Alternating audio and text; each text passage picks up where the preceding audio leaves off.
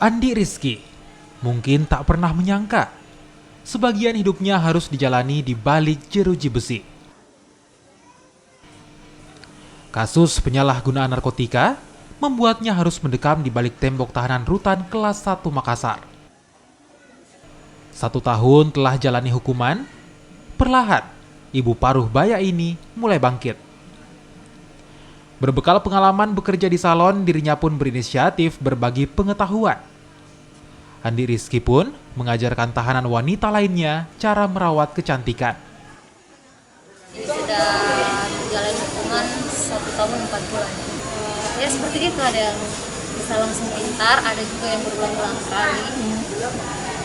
Tapi begitulah, ya perlu kesabaran untuk mengajar.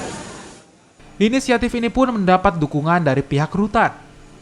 Apalagi selama ini, rutan juga rutin memberikan pelatihan sebagai bekal para napi kelak jika telah usai menjalani hukuman. Mengajar, alhamdulillah dari kita sendiri ya, dari warga binaan yang pintar membuat keterangan tersebut, ditularkan dengan kawan yang belum bisa. Dengan harapan bahwa mereka nanti setelah selesai melaksanakan pidananya, bisa membawa hasil yang diajarkan di dalam sini. Hidup di dalam rutan memang punya banyak keterbatasan.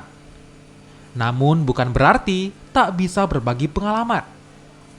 Keterampilan bisa jadi bekal agar kelak bisa jadi jalan hidup saat tak lagi dalam tahanan. Nila Rustam, Kompas TV, Makassar, Sulawesi Selatan.